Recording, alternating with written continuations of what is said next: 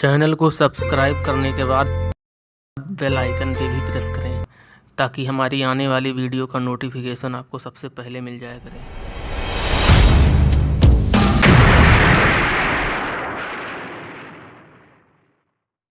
दोस्तों, महमूद गजनवी का नाम आज के समय में शायद ही कोई ऐसा होगा जो नहीं जानता होगा, क्योंकि दोस्तों महमूद गजनवी मध्यकालीन इतिहास का एक ऐसा हुक्मरान था जिसने हमारे देश भारत पर 1, 2 या फिर 3 नहीं बल्कि 17 बार हमले किए थे।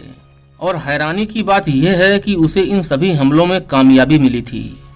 उसने न सिर्फ भारतीय राजाओं की संपत्ति को लूटा बल्कि उसने भारत में मौजूद प्राचीन मंदिरों को तहस नहस किया और मंदिरों में मौजूद सोने चांदी को लूटकर अपने देश पहुंचाया। यही कारण है कि आज भी इसके मरने के 1000 सालों बाद भी इसके नाम के चर्चे भारत, पाकिस्तान और अफगानिस्तान जैसे देशों में होते रहते हैं।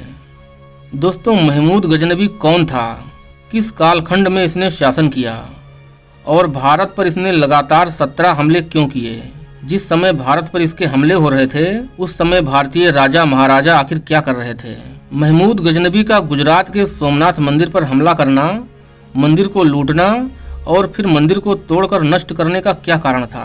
और वीडियो के आखिरी भाग में हम महमूद गजनवी के जीवन से जुड़ी कुछ राज की बातें आप लोगों को बताएंगे और साथ में हम आपको अफगानिस्तान में मौजूद महमूद गजनवी की कब्र से जुड़े एक ऐसे रहस्य के बारे में बताएंगे जिसे सुनकर आप लोग जरूर हैरान हो जाएंगे। दोस्तों, ये कहानी शुरू होती है अफगानिस्तान के उस इलाके से जहां अलप्तगीन नामक एक व्यक्ति खुद को सरदार घोषित कर लेता है और धीरे धीरे पूरे गजनी को अधिकार में कर लेता है और अपनी राज्य की सीमा को बढ़ाने के लिए पड़ोसी हिंदू शाही राज्य पर हमला करता है, लेकिन बुरी तरह हार कर वापस गजनी आ जाता है और दोबारा अपने जीवन में भारतीय सीमाओं में कभी कोई हमला नहीं करता है। आगे चलकर इसी अलप्तगीन के एक गुलाम का बेटा सुबुक्तगीन साल 977 को गजनी सल्तनत का हुक्मरान बन जाता है और गजनी सल्तनत पर यामिनी वंश की स्थापना करता है। दोस्तों, यही वो सुबुक्तगीन था जिसके बेटे को आज पूरी दुनिया महमूद गजनवी के नाम से जानती है। दोस्तों, जिस समय सुबुक्तगीन गजनी सल्तनत की गद्दी पर बैठा था उस समय महमूद गजनवी की उम्र बहुत कम थी। सुबुक्तगीन अपने बेटे महमूद और इसके छोटे भाई इस्माइल को युद्ध कला की सारी बारीकियां इसी छोटी उम्र में सिखाने लगा था, क्योंकि सुबुक्तगीन चाहता था कि उसने गजनी पर जिस छोटी सी सल्तनत की स्थापना की है उसे आगे चलकर उसके बेटे बुलंदियों तक पहुंचाएं। इतिहासकार लिखते हैं कि 20 साल की उम्र में ही महमूद इतना काबिल योद्धा बन चुका था कि कोई भी बड़े से बड़ा योद्धा भी उससे मुकाबला नहीं करना चाहता था। इधर सुबुक्तगीन ने जब अपने पड़ोसी हिंदू शाही राज्य पर हमला किया तो उस समय भारतीय सीमा में हिंदू शाही राजवंश पर राजपूतों का शासन था। राजा जयपाल यहाँ राज किया करते थे। इनका राज्य काफी मजबूत था। इनके रहते हुए भारत के सीमा में किसी भी आक्रमणकारी का प्रवेश कर पाना मुश्किल था। सुबुक्तगीन और राजा जयपाल के बीच एक भयंकर युद्ध हुआ। दोस्तों, ऐसा कहा जाता है कि इस युद्ध में राजा जयपाल के ज्यादातर सैनिक ठंड की वजह से मारे गए थे, क्योंकि यह युद्ध जिस इलाके में हो रहा था वहां भयंकर ठंड थी और इस ठंड को सहन करने की क्षमता राजा जयपाल के सैनिकों में नहीं थी। इसीलिए सुबुक्तगीन के सैनिकों के साथ युद्ध करते समय राजा जयपाल के सैनिक खुद को संभाल नहीं पा रहे थे और ये सब देखकर राजा जयपाल ने सुबुक्तगीन से संधि के लिए दरख्वास्त की। सुबुक्तगीन मान गया और 10 लाख दिरहम लेकर वापस गजनी लौट गया। इधर राजा जयपाल ने इस बार ग्वालियर, दिल्ली और अजमेर के साथ साथ कई भारतीय राजाओं को मिलाकर एक बहुत बड़ी फौज तैयार कर ली और गजनी पर हमला कर दिया। भारतीय राजाओं की एकता की वजह से यह युद्ध राजा जयपाल जीत गए और इसी युद्ध में राजा जयपाल के हाथों सुबुक्तगीन मारा गया। इस संबंध में इतिहासकार डॉक्टर एच.डी. कुलकर्णी अपनी किताब the struggle for Hindu supremacy में लिखते हैं कि 1 लाख राजपूत सैन्य अभियान से सुबुक्तगीन की 8.5 लाख की विशाल सेना पराजित हो गई और सुबुक्तगीन मारा गया।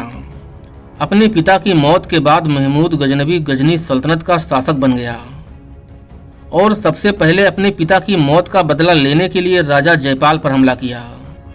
यही महमूद गजनवी का भारत की धरती पर पहला आक्रमण भी माना जाता है, जो 1001 ईस्वी में किया गया था। इस युद्ध में राजा जयपाल की हार हो जाती है और उसे बंदी बनाकर गजनी ले जाया जाता है, जहां राजा जयपाल का अपमान किया जाता है और जिंदा छोड़ दिया जाता है। लेकिन इस अपमान को सहन न कर पाने की वजह से राजा जयपाल आत्महत्या कर लेते हैं। राजा जयपाल के बाद उसके बेटे आनंदपाल के हाथों में रियासत की बागडोर आ जाती है।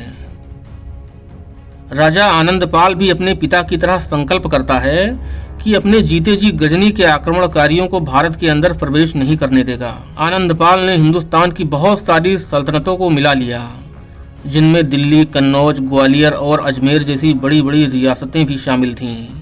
एक बहुत बड़ी सेना तैयार की। भारत की सुरक्षा का सवाल था, इसलिए इन सैनिकों के लिए हथियार और हाथी घोड़े की व्यवस्था करने के लिए भारतीय महिलाओं ने अपने जेवर तक बेच दिए थे। साल 1008 में इतिहास की ये महाभयानक जंग पेशावर के पास मैदानों में होने जा रही थी। आनंदपाल की विशाल सेना को देखकर महमूद गजनवी घबरा गया था।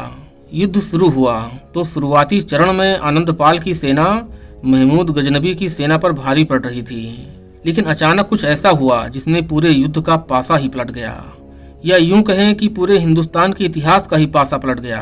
तो शायद यह कहना गलत नहीं होगा। दोस्तों, जिस हाथी के ऊपर आनंदपाल सवार थे, वह हाथी तीर तलवारों की आवाज सुनकर पागल हो गया और चारों तरफ भागने लगा।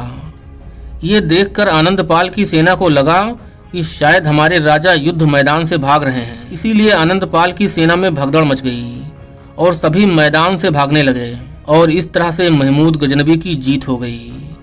इस जीत के बाद महमूद गजनवी ने सुल्तान की उपाधि धारण की और भारत में एक के बाद एक लगातार हमले करने शुरू कर दिए, क्योंकि अब उसका रास्ता साफ था। महमूद गजनवी ने भारत के तमाम छोटे छोटे राज्यों को जीता और उन राज्यों में मौजूद धन दौलत को लूटकर गजनी पहुंचाया। जिस दौर में वो भारत के अंदर राज्यों पर हमले कर रहा था, उस दौर में भारतीय राज्य अनेकों छोटी छोटी रियासतों में बटे थे और उनको एक सूत्र में बांधने वाला जयपाल और आनंदपाल जैसा कोई योद्धा नहीं था। इसीलिए महमूद गजनवी लगातार जीत हासिल करता जा रहा था और जीत के साथ साथ हिंदू धार्मिक स्थलों को तोड़कर इस्लाम धर्म को स्थापित करने की कोशिश भी कर रहा था। दोस्तों, महमूद गजनवी को पता चला था कि हिंदुस्तान के गुजरात में मौजूद सोमनाथ मंदिर में बेशुमार धन दौलत है और सोमनाथ मंदिर के प्रति हिंदुओं की आस्था पूरे हिंदुस्तान में फैली है। इसीलिए उसने 1025 में गुजरात के सोमनाथ मंदिर पर हमला किया। उस समय गुजरात के इस इलाके पर चालुक्य वंश के राजा भीमदेव का राज था। भीमदेव ने मंदिर की सुरक्षा में अपनी सेनाएं तैनात कर रखी थीं और जिस रास्ते से महमूद गजनवी लौटने वाला था, उस रास्ते को चारों तरफ से घेर लिया था कि जब महमूद गजनवी लौट रहा होगा तो उसी वक्त उस पर हमला कर देंगे। लेकिन दोस्तों, ऐसा हुआ नहीं। मंदिर की सुरक्षा में तैनात लाखों हिंदू सिपाही महमूद गजनवी की सेना से भिड़ गए और उन्हें मंदिर के अंदर जाने से रोकते रहे। हजारों सैनिक मंदिर की सुरक्षा में मारे गए, लेकिन हिंदू सैनिकों ने जीते जी उसे मंदिर में प्रवेश नहीं करने दिया। यहाँ महमूद गजनवी की सेना जीत चुकी थी और मंदिर में प्रवेश कर चुकी थी। यहाँ की दौलत के बारे में महमूद गजनवी ने जितना सुना था, उससे कहीं ज्यादा दौलत अब उसके आंखों के सामने थी। महमूद गजनवी मंदिर में मौजूद सारी दौलत को लूटने के बाद मंदिर को नष्ट कर देता है और गिरवा देता है और मंदिर लूटकर मंदिर को नष्ट करके दूसरे रास्ते से निकलने में सफल हो जाता है। इधर राजा भीमदेव उसका इंतजार करते रहते हैं, लेकिन वो रास्ते से वो जाता ही नहीं। सुल्तान महमूद गजनवी द्वारा किए गए भारत पर बाकी हमलों में उसे जितना धन प्राप्त हुआ था, उससे कई गुना ज्यादा दौलत उसे सोमनाथ मंदिर से मिली थी। इतिहासकार लिखते हैं कि महमूद गजनवी को सोमनाथ मंदिर से इतना ज्यादा खजाना मिला था कि जिसकी कीमत का अंदाजा लगा पाना भी मुश्किल था। कुछ इतिहासकारों ने यह भी लिखा है कि महमूद गजनवी सोमनाथ मंदिर में लगे उन विशाल दरवाजों को भी उखाड़कर गजनी ले गया था, जो दरवाजे उस दौर में पूरी दुनिया में उतने ही मशहूर थे जितना कि मशहूर सोमनाथ मंदिर था। और आगे चलकर यही दरवाजा गजनी में मौजूद गजनवी की मजार पर लगा दिया गया था। इस बात को बहुत से इतिहासकार नहीं मानते हैं, क्योंकि साल 1842 में एक ऐसा हादसा हुआ जिससे सभी की आंखें खुली की खुली रह गईं। दोस्तों, 1842 ईस्वी में अंग्रेजों ने भारत के हिंदुओं का विश्वास जीतने के लिए एक बड़ा फैसला लिया और भारत की जनता से वादा किया कि हम सोमनाथ मंदिर के वो दरवाजे गजनी से उखाड़ लाएंगे जो वर्षों पहले लुटेरे महमूद गजनवी के द्वारा भारत के सोमनाथ मंदिर से उखाड़ा गया था। अंग्रेजों ने बहुसंख्यक हिंदुओं से कहा था कि महमूद गजनवी के मकबरे में लगे दरवाजे आप सभी की अपनी अमानत हैं। और दोस्तों अंग्रेजों ने किया भी यही।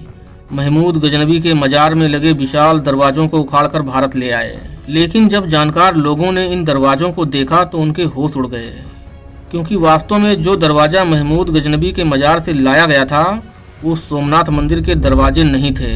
क्योंकि ये बात लगभग सभी ऐतिहासिक किताबों में स्पष्ट रूप से लिखी है कि सोमनाथ के मंदिर में लगे हुए दरवाजे संदल की लकड़ी से बने हुए थे, जबकि जो दरवाजे महमूद गजनवी की मजार से उखाड़े गए थे वो दरवाजे तो देवगिरी नाम की एक ऐसी लकड़ी से बनाए गए थे जो अफगानिस्तान के पहाड़ी क्षेत्रों में पाई जाती है। और साथ ही साथ इन दरवाजों पर अरबी भाषा में कुछ लिखा हुआ भी था, जिसने इतिहास की बहुत सारी बातों पर सवालिया निशान लगा दिया। दोस्तों हैरानी की बात यह है कि महमूद गजनवी के मजार के वो दरवाजे आज भी हमारे देश के आगरा शहर में स्थित आगरा लाल किले में सुरक्षित मौजूद हैं। दोस्तों इन सब बातों से हटकर तमाम इतिहासकार मानते हैं कि महमूद गजनवी एक ताकतवर और कट्टर मुस्लिम हुक्मरान था जो हिंदू देश हिंदुस्तान पर सल्तनत कायम करना चाहता था। लेकिन उससे पहले उसने बहुत सारा खजाना इकट्ठा करने के लिए पहले भारत पर लगातार हमले किए और भारत के राज्यों को लूटा। न सिर्फ राज्यों को लूटा बल्कि हिंदू धार्मिक आस्था के सबसे बड़े केंद्र सोमनाथ के मंदिर को भी लूटा और मंदिर को नष्ट कर दिया। बहुत से इतिहासकार कहते हैं कि महमूद गजनवी का भारत पर आक्रमण करने का उद्देश्य सिर्फ धन संपत्ति को लूटना था, धर्म से उसका कोई मतलब नहीं था। लेकिन दोस्तों ये बात स्पष्ट दिखती है कि अगर वो मात्र एक लुटेरा होता तो लूट कर चला जाता, मंदिरों को मूर्तियों को हाथ भी नहीं लगाता। जैसा कि बगदाद के खलीफाओं द्वारा दी गई उपाधियां ही उसे हिंदू धर्म का सबसे बड़ा दुश्मन होने का सबूत देती हैं। उसको बुत शिकन कहा गया अर्थात मूर्तियों को तोड़ने वाला, यामीन उल मिल्लाह अर्थात इस्लाम का संरक्षक, गाजी अर्थात काफिरों का कातिल। इसके अलावा उसे यामीन उद्दौला सुल्तान आजम जैसी उपाधियां मिली थीं। दोस्तों एक और बात, सोमनाथ मंदिर को लूटने के बाद उसने अपने 17 बार के हमलों के क्रम में उसने बुंदेलखंड में भी हमला किया था। वहां उसे राजा विद्याधर से हार का सामना करना पड़ा था। दोस्तों महमूद गजनवी का आखिरी युद्ध 1027 में जाटों के खिलाफ था। इस युद्ध में जाटों की सेना महमूद गजनवी को चकमा देकर भाग गई थी। उस दौर में पंजाब और मुल्तान के बीच जाटों का एक बहुत बड़ा गिरोह सक्रिय था जो लोगों के साथ लूटपाट किया करते थे। जब महमूद गजनवी सोमनाथ मंदिर को लूट कर जा रहा था तो जाटों ने उसके काफिले पर हमला बोल दिया था।